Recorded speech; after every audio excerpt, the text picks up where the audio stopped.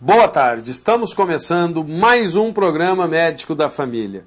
Hoje, dia 15 de dezembro, quinta-feira, vamos falar sobre doença celíaca, um dilema enfrentado por pessoas que têm intolerância ao glúten. Você já ouviu falar em doença celíaca? Você conhece, você sabe como que é? Então hoje é o dia para você conhecer tudo sobre esta doença, sobre uma associação que ampara tanto aquele que é portador da doença como seus familiares. Vamos tirar todas as dúvidas. Os abraços de hoje vão para o senhor Jofel Nazaré e sua esposa Joraci, moradores do bairro Santo Amaro. Também para a Catarina de Lima Rodrigues, moradora lá do Jardim Noroeste, e para os seus 14 netos. Olha que bênção! 14 netos. E para Lúcia Dalva Ramos, moradora do bairro Cidade Morena. Ainda pouco conhecida, a doença celíaca é um grande dilema enfrentado por pessoas que têm intolerância ao glúten. Encontrados geralmente no trigo, na aveia, na cevada e no centeio, o glúten é um grande dilema enfrentado pelos celíacos na hora das suas refeições. Por isso, antes de consumir qualquer alimento, é preciso estar atento aos rótulos das embalagens para que o prazer, ao degustar os alimentos, não seja comprometido por reações alérgicas ao glúten. E é um número significativo de pessoas que estão passando por essa dificuldade. Uns conseguem, através dos seus convênios, através de médicos particulares, até fora aqui do nosso estado, os recursos necessários. E outros padecem. Por isso, vamos conversar aqui com a nutricionista e vice-presidente da Associação dos Celíacos do Brasil em Mato Grosso do Sul, a Celbra MS. É a nossa amiga Elda Regina Leite Galvão de Ávila. Boa tarde, Elda. Boa tarde. É um prazer tê-la aqui para falar de um tema que eu, como médico pediatra, considero de suma importância. Eu diria que quando a gente tem uma suspeita diagnóstica de celíaco, a doença celíaca ela atemoriza até o pediatra, porque você fica na dúvida, você não sabe como que você vai agir, como é que vai ser o enfrentamento da família. Então eu começo lhe perguntando, você que é nutricionista, que é vice-presidente dessa associação, do seu ponto de vista, o que vem a ser doença celíaca? A doença celíaca é, na verdade, uma intolerância permanente ao glúten, caracterizada por uma inflamação do intestino, né, que culmina com uma diminuição das vilosidades e atrapalha, na verdade, a absorção de nutrientes.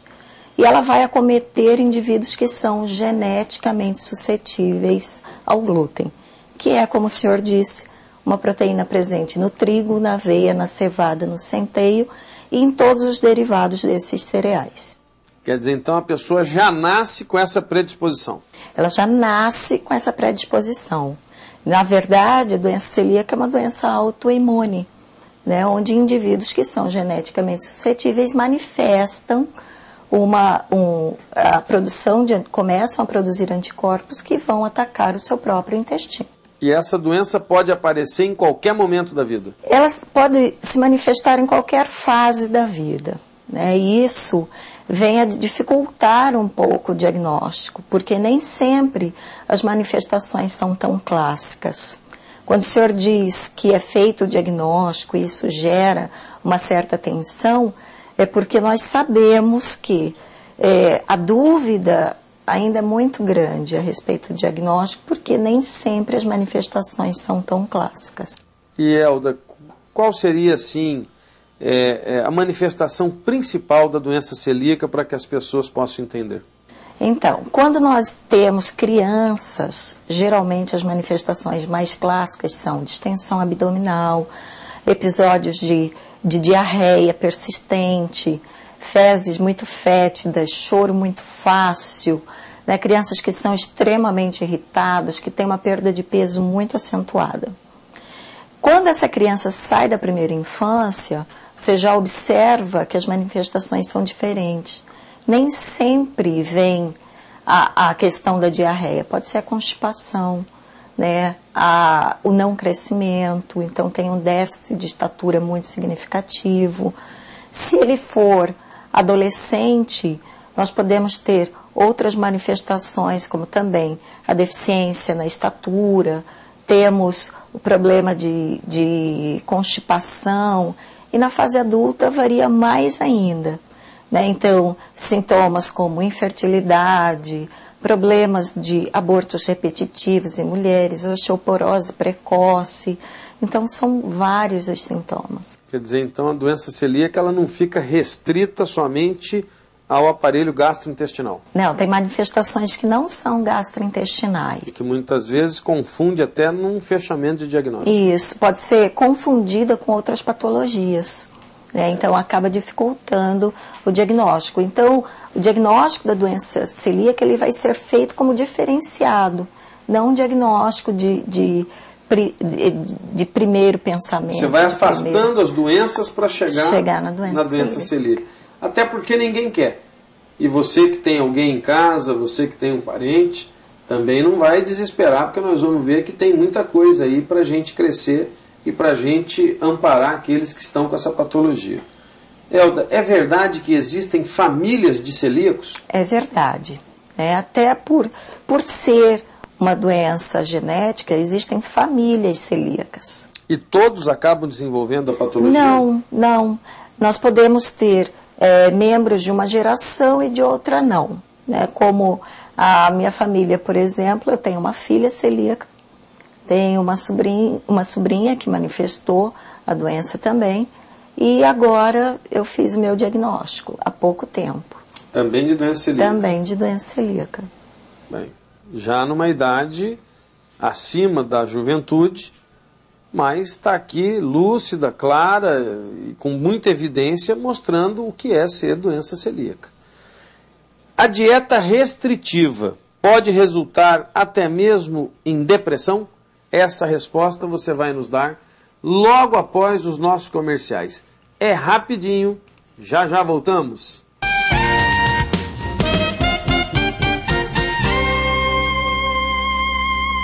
Estamos de volta com o programa Médico da Família. O tema hoje, doença celíaca.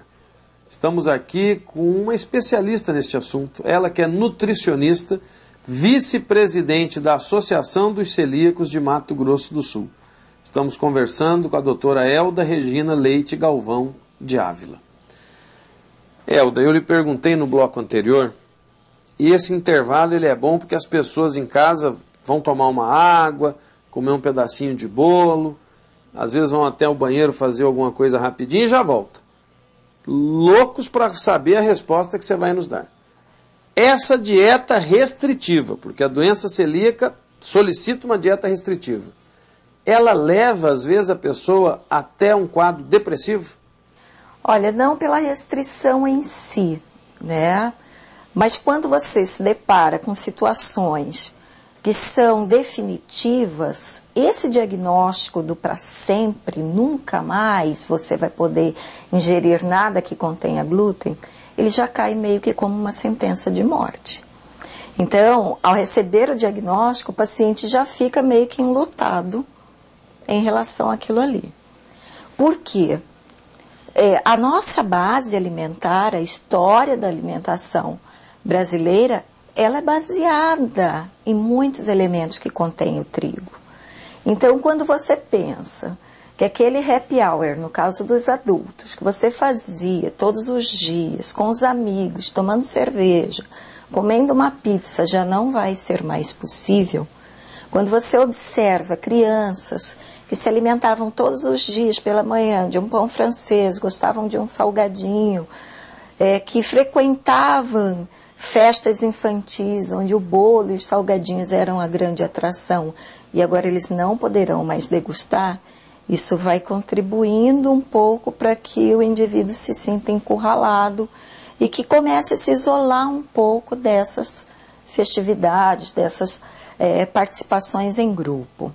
Quando nós chegamos aos supermercados e não encontramos produtos disponíveis, ou quando encontramos os poucos que existem, o preço se torna inacessível, eu acredito que tudo isso contribua mais para que esse quadro de entristecimento, de depressão seja estabelecido.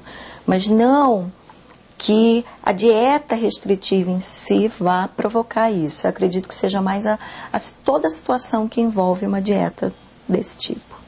Tem uma lei minha que é vigente aqui em Campo Grande para que os supermercados, mercearias, eles tenham a gôndola específica com esses produtos.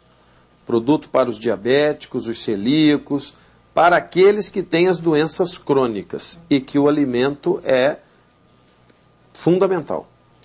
Alguns supermercados já estão agindo dessa forma, a grande maioria ainda não.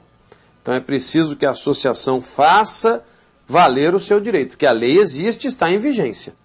É só entrar na vigilância do município solicitando para que seja cumprido, porque aí já facilita um pouco. Pelo menos você não fica aquele corre-corre para ver aonde que tem esses produtos.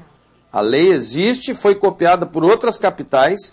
Eu recentemente estive no Rio de Janeiro, onde a lei foi feita também depois da nossa, e já está nas gôndolas separadinho lá. Então basta agora a eficácia que eu como vereador vou solicitar, mas vocês são fundamentais nessa briga.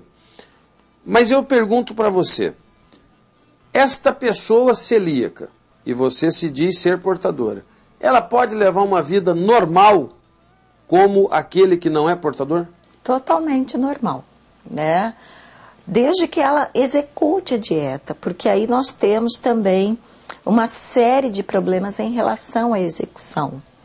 Porque muitas vezes ele acaba consumindo ou entrando em contato com o glúten de uma maneira que ele nem imaginava, né? Então eu tenho produtos que, apesar de terem a advertência, não contém glúten, eles possuem glúten. Que é um crime, né? Que é um absurdo, né? Isso deveria ser banido da nossa sociedade, um empresário que faz isso. Porque coloca em risco a vida daqueles que desafortunadamente foram pegos com a doença celíaca. Exatamente. Então isso tem que ser feito denúncia mesmo. Exatamente. Sem contar que muitas indústrias, né, para não se responsabilizarem, elas acabam colocando contém glúten em todos os produtos, o que acaba restringindo mais. Isso eu já observei. Quando nós vamos a restaurantes, quando nós vamos a qualquer lugar onde se executam alguns, né, se elaboram alguns pratos isentos de glúten, que você tem dúvida em relação à manipulação, se pode acontecer uma contaminação cruzada no restaurante ou coisa assim, você solicita essa informação por parte do dono, por parte do responsável, do gerente, muitas vezes eles garantem que não existe o risco. E aí quando você diz, olha, porque eu sou intolerante, se eu consumir eu vou passar mal e vai ser um transtorno, então eu estou voltando a te perguntar. Aí eles falam, olha, eu vou ver com a gerência e já volta. E de repente diz, olha, infelizmente, nós usamos o mesmo óleo, né? Nós não temos esse cuidado. Então, isso nos entristece muito também, né? Porque a falta de compromisso de alguns empresários e a falta de sensibilidade em relação a essa questão. Em relação à associação, vamos entrar agora especificamente na associação. Você hoje é a vice-presidente. Qual é a função da associação e como é que as pessoas que estão nos assistindo podem se associar? A função da associação é basicamente, eu sempre digo, de receber, de acolher essas pessoas, de informá-las, né, de dar esse apoio psicológico, muitas vezes o apoio financeiro. Nós temos inúmeras crianças que não têm condições de manter a dieta isenta de glúten. Então a associação fornece alimento para essas crianças. Nós procuramos acompanhar, procuramos viabilizar alguns exames quando necessários, né, para que ela possa ter a melhor assistência possível. Então, essa é a grande função da associação. Qualquer indivíduo que tenha o diagnóstico de doença celíaca, ele pode entrar no nosso site, fazer o seu cadastro e entrar em contato conosco, pelo telefone ou via site mesmo. Geralmente, nós vamos pessoalmente até essas pessoas conhecer, ver como elas vivem, onde elas moram, que condições que elas têm para ver o que é que a associação pode ajudar. Qual que é o telefone de contato? O telefone de contato da associação é 3029-2355. 3029-2355. Basta você ligar, tirar todas as dúvidas e, se você precisar, a associação, tenho certeza absoluta, sabendo do trabalho sério da Elda, está de portas abertas para lhe receber e lhe ajudar. Elda, eu quero agradecer a sua presença, tenho certeza que foi muito elucidativa. As pessoas em casa conhecem mais a doença celíaca agora e aqueles que têm essa dificuldade vão ter as facilidades em ter a associação trabalhando em conjunto. Parabéns, Deus abençoe vocês lá e conte sempre com o nosso carinho. Eu que agradeço a oportunidade e convido também a todos aqueles que queiram se juntar a nós, que não são celíacos, mas que querem participar do nosso trabalho na associação, ela sempre estará de portas abertas para recebê-los. É isso aí. Se você ainda tem críticas, sugestões de temas, fale com a gente. O nosso e-mail é medicodafamilia@hotmail.com. Se enviar uma carta, escreva para Rua Independência 260, Vila Santa Luísa, o CEP 79005-260. Lembre-se que o nosso compromisso é e sempre será de muita fé, de muita saúde para todos aqueles que estão nos assistindo. Vamos agora para a reflexão do dia, esse momento esperado por todo o Mato Grosso do Sul. A paz é como uma grande roda humana. Enquanto estivermos dando as mãos, as armas estarão no chão. Olha que reflexão maravilhosa. Isso não serve só para quem vai à guerra. Isso serve para nós no nosso dia a dia. Muitas vezes a gente reza um Pai Nosso, a gente fala que vai perdoar quem nos ofende, mas na prática nós não fazemos isso. Mas a gente pede para que Deus nos perdoe pelas nossas falhas, e Ele na prática faz isso. Então o que é importante? Nós estarmos de mãos dadas, unidos, nessa roda de solidariedade, nessa roda humana, para que a gente possa servir o próximo. Hoje a Associação dos Celíacos, outro dia será outra associação, pessoas que muitas vezes precisam de um abraço, de um sorriso, precisam às vezes de uma ajuda financeira, de um sacolão, coisas que muitas vezes não vai nos faltar, mas vai beneficiar aqueles que muito precisam. A solidariedade tem que fazer parte do coração do cristão. Jesus ofereceu muito por todos nós. Sabe o que ele ofereceu? A vida dele. O bem precioso que o Pai dele, dono do mundo, o Criador do céu e da terra, Deus, tinha dado a ele, e ele, Pai, perdoai-lhes, eles não sabem o que estão fazendo. E até hoje nós ainda não sabemos. Precisamos olhar para as pessoas com olhos de Jesus Cristo. Precisamos agir em nossa vida com as ações de Jesus Cristo. Precisamos amar o próximo com o amor de Jesus Cristo. Aí sim, poderemos dormir tranquilos e olhar para as pessoas ao acordarmos e chamarmos de irmãos em Cristo. Pense nisso. Sua vida irá modificar e você será mais feliz. Tenham todos um excelente fim de tarde. Uma ótima noite a todos vocês. Fiquem com os anjos de Deus. Esses anjos maravilhosos que nos protegem, que cuidam das nossas vidas enquanto dormimos, enquanto estamos acordados. Pois são eles, os anjos de Deus, que vão estar sempre agindo em nome do bem, em nome daqueles que querem uma sociedade mais justa e igualitária. Fiquem com Deus e até amanhã.